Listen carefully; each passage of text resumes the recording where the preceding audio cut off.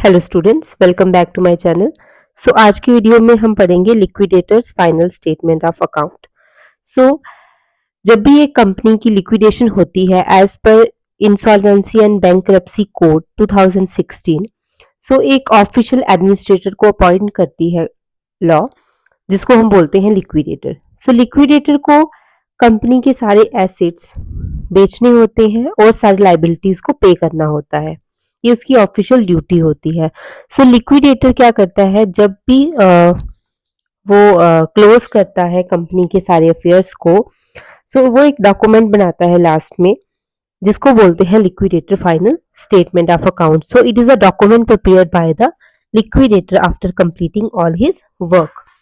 So liquidator final statement of account जो है, इसमें शो किया जाता है कि टोटल एसेट रियलाइज्ड क्या है, कैश रिसीव कितना हुआ है उन एसेट्स को बेचकर, total payments made to creditor वो कितना है। क्रेडिटर में आपके प्रेफरेंशियल क्रेडिटर्स आ जाते हैं, डिवेंचर होल्डर्स आ जाते हैं, अनसिक्योर क्रेडिटर आ जाता है, और साथ में लिक्विडेशन पे होने वाले खर्चे क्या क्या हैं। इसमें लिक्विडेटर्स रेम्यूनरेशन आ जाता है, लिक्विडेशन एक्सपेंसेस आ जाता है। सो जो liquidator final statement of account है, ये सबमिट की जाती है एनसीएलटी को, that is national company law tribunal, जो कि एडजुडिकेशन अथॉरिटी होती है लिक्विडेशन की। सो आइए समझते हैं इसका फॉर्मेट। तो जो फॉर्मेट है इसका, अगर आप अपनी कॉर्पोरेट अकाउंटिंग की बुक में देखें तो काफी डिटेल्ड फॉर्मेट है, उसी को मैंने सिंप्लीफाई करके यहाँ पे लिखा हुआ है। सो सबसे पहले यहाँ पे रिसिप्ट्स वाली साइड देख लेते हैं। सो रिसिप्ट्स वाली साइड में सारे एसेट्स आते हैं, यहाँ पे लिखते हैं टू एसेट रियलाइज्ड।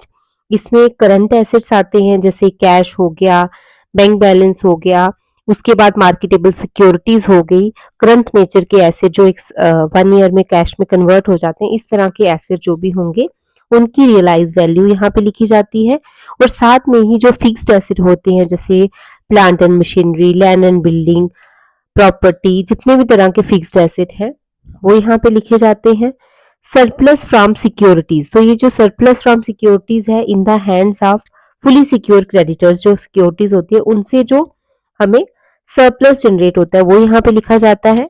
उसके बाद टू अनपेड कॉल्स, कई बार क्या होता है कि शेयर होल्डर्स होते हैं, उन्होंने कॉल मनी जो है वो कंप्लीटली पे नहीं की होती है, ठीक है, पार्शली पेड शेयर्स होते हैं, तो उस केस में उनमें से उनसे अनपेड कॉल को रिसीव किया जाता है।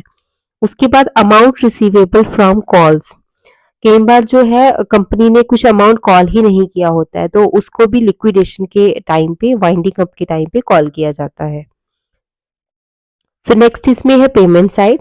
तो पेमेंट में देखिए, सबसे पहला पेमेंट जो है वो गवर्नमेंट को दिया जाता है, that is legal charges in connection with the liquidation. Next is the liquidator's remuneration. So ये जो लिक्विडेटर रेम्यूनरेशन है, इसमें क्राइटेरिया फिक्स किया जाता है, एज परसेंटेज दी जाती है ये अमाउंट जो उसने रियलाइज किया है from the sale of asset, और जो उसने अमाउंट डिस्ट्रीब्यूट किया है अमंग द क्रेडिटर्स। तो यहाँ पे मान लीजिए 2% आपको दे सकते हैं क्वेश्चन में, 5% दे सकते हैं।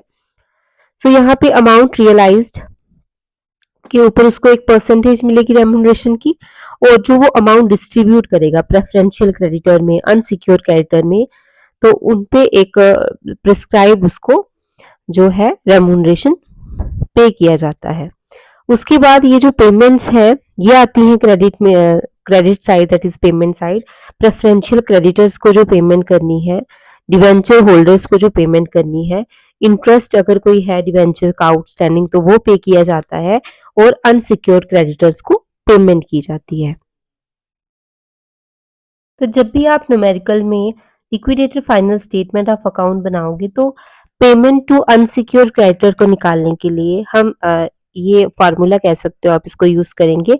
सो टोटल रिसिप्ट्स जितनी भी होंगी, that is total after the receipt side, उसमें से माइनस करनी है पेमेंट्स। पेमेंट में क्या क्या आ जाएगा, fully secure creditors, liquidation expenses, liquidator remuneration on asset realised या पेमेंट टू प्रेफरेंशियल क्रेडिटर। इसके अलावा और कोई भी पेमेंट होगी तो वो हम माइनस करेंगे टोटल रिसिप्ट्स में से, और जो अमाउंट बच जाएगा that is the residual amount. तो उस अमाउंट की जो है वो वो अमाउंट जो है वो बच जाएगा अनसिक्योर क्रेडिटर के लिए। तो यहाँ पे हम फार्मूला यूज करेंगे amount available for unsecure creditor into percentage upon 100 plus percentage, जिस केस में भी हमारे पास डेफिशिएंसी अराइज होगी। जब हम न्यूमेरिकल्स करेंगे ये टॉपिक मैं आपको वहाँ पे अच्छे से क्लियर करूंगी। So stay tune for the next video. Thank you students, have a good day.